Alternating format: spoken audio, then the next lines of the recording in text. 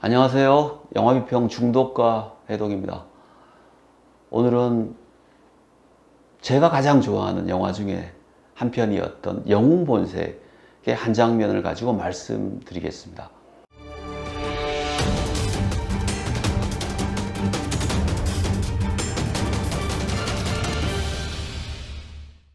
제가 이 코너를 하면서 내 인생의 스틸이라고 했는데요. 아마 이 제목에 가장 어울리는 영화가 오늘 말씀드릴 이 영화가 아닐까 싶습니다. 영웅본색이라는 영화는 아무래도 세대 문제를 이야기하지 않을 수 없을 것 같습니다.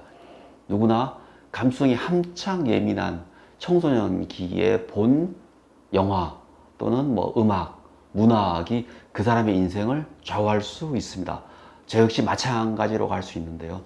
영웅본색이라는 영화를 보면 자연스럽게 1987년이라는 시간과 공간으로 타임머신을 타고 자연스럽게 가버립니다.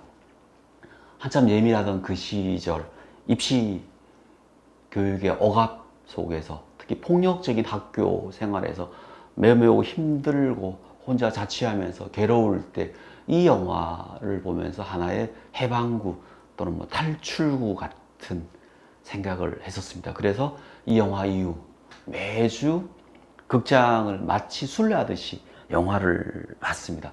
그 시작이 바로 이 영화 영웅본색입니다. 그렇기 때문에 영웅본색은 우리 세대에게는 홍콩 느와르라는 그 이름과 함께 지울 수 없는 큰 마크를 새긴 그런 영화입니다.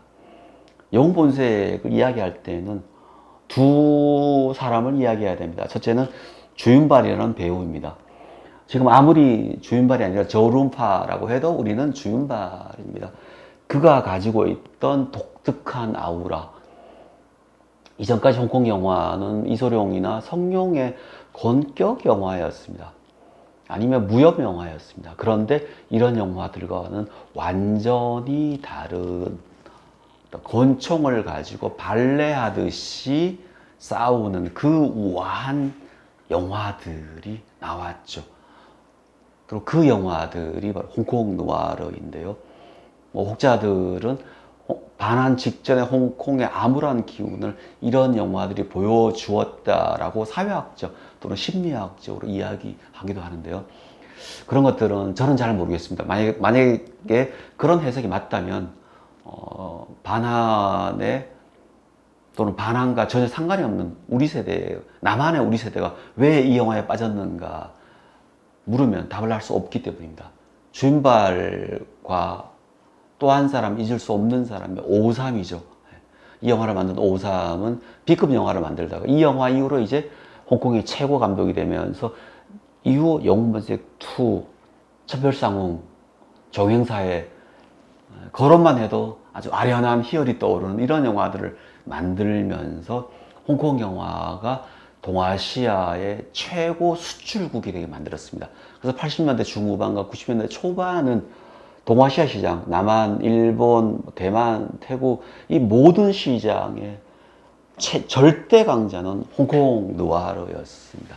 그 시대를 열어 젖힌 사람이 오삼과 주윤발이고 재미있게도 두 사람은 홍콩에서의 어마어마한 성공 이후 다시 할리우드로 가서 자기들의 전성시대를 계속해서 이어갔습니다.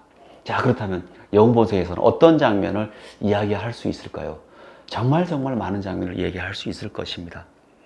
주인발이 선글라스를 끼고 위조 지폐에 담뱃불을 붙이는 그 전설적인 장면도 있을 것이고 정룡의 복수를 하는 그 장면의 슬로우 모션, 쌍권총도 있을 것이고 불구가 된 다리를 술자리에서 올리면서 내 다리를 위해 라고 건배할 때 그 비극성도 있을 것이고 정말 많습니다. 그렇지만 많은 사람들이 바로 이 장면을 꼽죠. 장국영과 정용은 형제지만은 한쪽은 조직에 몸담고 있고 한쪽은 경찰이기 때문에 하회할 수가 없습니다. 특히 아버지가 조직에 몸담은 형 때문에 죽었기 때문에 동생인 경찰은 더더욱, 그리고 어떤 일을 하려고 하면 걸림돌이 되기 때문에 힘들어합니다. 마침내 둘이 같이 싸우려고 할 때, 한 편이 돼서 악당과 싸우려고 할 때 바로 이 장면에서 마크 주인발이 형이라고 보라고 이야기를 하다가 딱 총을 맞죠. 총을 맞고 서서히 슬로우 모션으로 죽어갑니다. 이 장면의 클로즈업이죠. 영본색을 보면은 정말 클로즈업이 많습니다. 그러니까 클로즈업의 남발이라고 할 만큼 온통 클로즈업인데요. 이때 주인발의 클로즈업이 가장 많죠. 그리고 그 많은 클로즈업이 있는데 이 중에 가장 강렬한 인상을 주는 것이죠. 왜 그런가? 결국 그 홍콩 느와르라는 게 많은 부분 비극적입니다. 느와르 자체가 비극이죠. 그리고 이 비극의 극대화되는 장면이 바로 이 장면이기 때문입니다. 의리를 위해서 결국 죽어가는 저 비정한 남자의 저 마지막 모습이 바로 이 장면에서 그려지기 때문이죠. 그리고 이렇게 되기 때문에 결말이 해결로 가고 또 결말이 해결되기 때문에 저렇게 비극적으로 죽은 마크 주인발에 대한 아쉬움이 더 극대화되는 것이죠.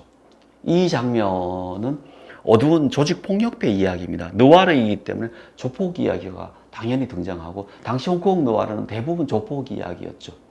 그리고 거기에 맞게 밤 장면이고 총싸움 장면이고 쌍권총이 나오고 의리가 나오고 장엄한 음악이 나오고 클로즈업이 나옵니다.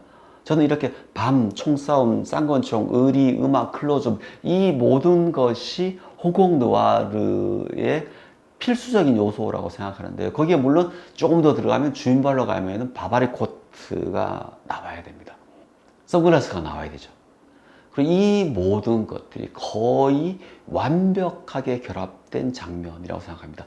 저는 영웅 본색이 그렇게 탁월한 영화라고는 생각하지 않습니다. 그렇지만 굉장히 임팩트 있는 영화라고 생각합니다.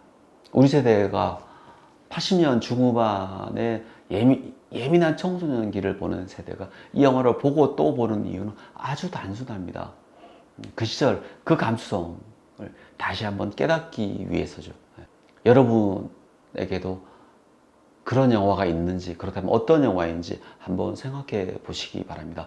영화가 가지고 있는 여러 특징이 있지만 그 중에 하나는 어떤 영화는 보면 바로 그 영화를 처음 봤던 그 시절로 돌아가게 만들어줍니다. 저에게 영웅본색 첩별상이 바로 그런 영화입니다. 여러분도 그런 추억을 공유하는 그런 영화를 꼭 가지시길 바랍니다. 감사합니다.